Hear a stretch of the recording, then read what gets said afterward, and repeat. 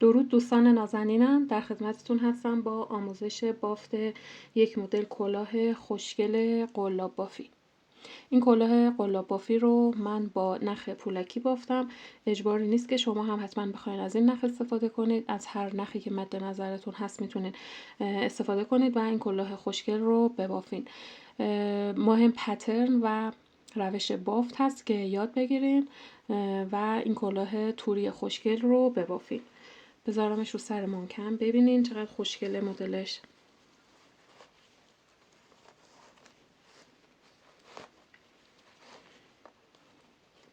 یک بافت خیلی ساده و شیکی هم داره و جزو کارهای پرفروش کلاه‌های قلاب بافی حساب میشه. قبل از اینکه آموزش رو شروع کنیم ازتون ممنون میشم که کانال رو سابسکرایب کنید و با دوستانتون به اشتراک بذارید.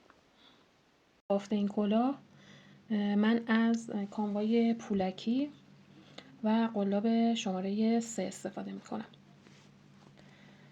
برای شروع کار با توجه به ضخامت نخمون 4 الی 5 تا زنجیره میزنیم. 2 3 4 و 5.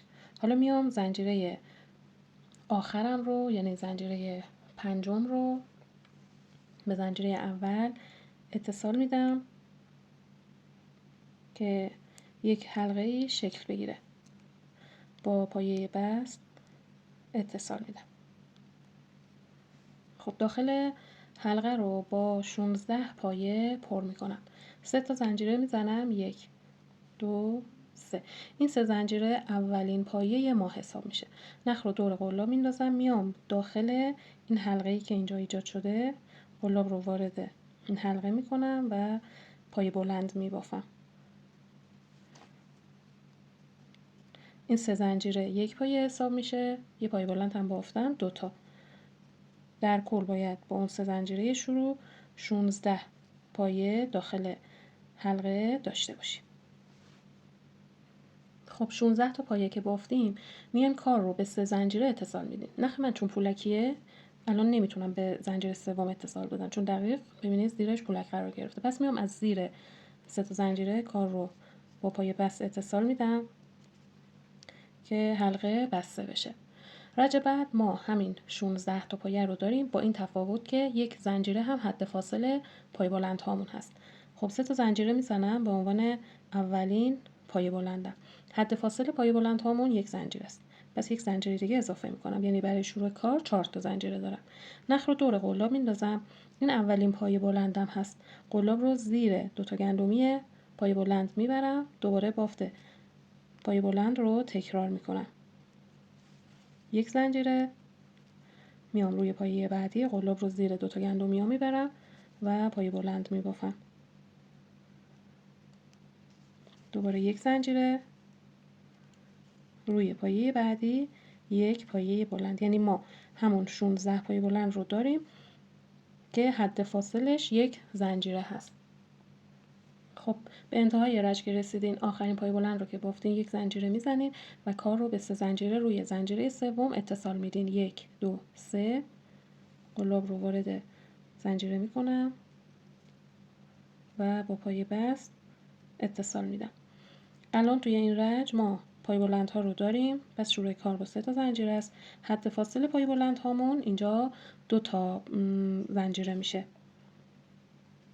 من یه قسمت اتصال رو درست کنم.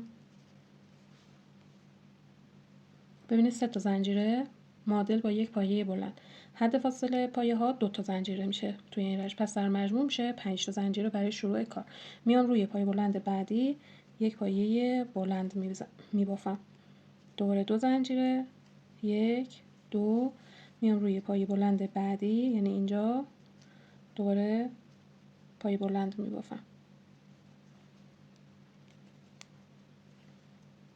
2 زنجیره، روی پایه بعدی پایه بلند.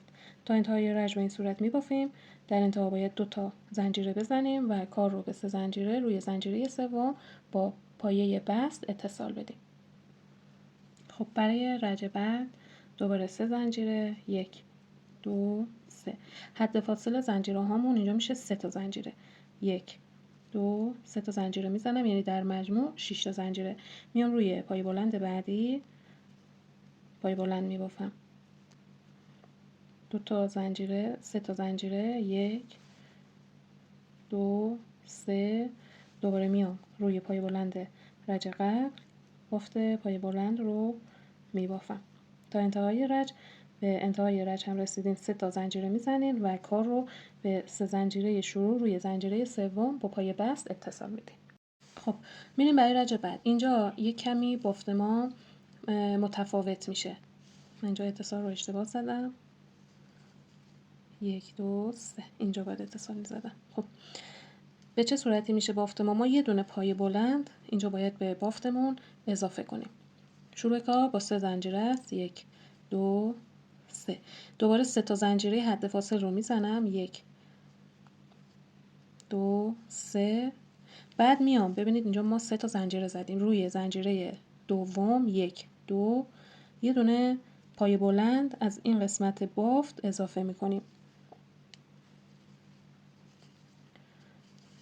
دوباره 3 تا زنجیره 1 2 3. حالا میام روی پای بلندم رو میبافم.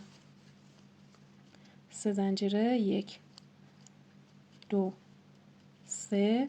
ببینید ما 3 تا زنجیره از این قسمت داشتیم. میام روی زنجیره دوم یه دونه پای بلند میبافم، یعنی دارم به بافتم پای بلند اضافه میکنم از این رج. دوباره 3 تا زنجیره 1 2 3. میام روی پای بلند دوباره پای بلند رو میبافم. خب تا انتهای رج ما به این صورت میبافیم. انتهای رج ببینید از اینجا یه پای بلند که زدین 3 زنجیره میزنین، کار رو به 3 زنجیره شروع وصل میکنین. خب این رج تکمیل شد.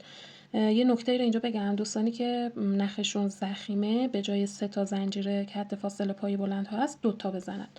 خب حالا 3 تا زنجیره میزنم دوباره برای شروع کار. 3 تا زنجیره دوباره حد وسط پایه ها، یعنی 6 تا زنجیره. میام روی پای بلند بعدی دوباره بافت پای بلند میزنم. 3 تا زنجیره 1 2 3. میام روی پای بلند بعدی دوباره بافت پای بلند، یعنی تکرار 2 3 رج اول که ما زنجیره داشتیم روی پای بلند تا پایه میبافتیم، اینجا هم به همین صورته. حد فاصله پایه هامون 3 تا زنجیره است و روی پای بلند های رج قبل دوباره بافت پای بلند رو تکرار میکنیم. ما رج قبل تعداد پای بلند هامون رو افزایش داده بودیم. خب این رج رو هم به این صورت کامل میکنیم. در انتهای رج 3 تا زنجیره میزنیم و کار رو به 3 زنجیره روی زنجیره سوم اتصال میدیم.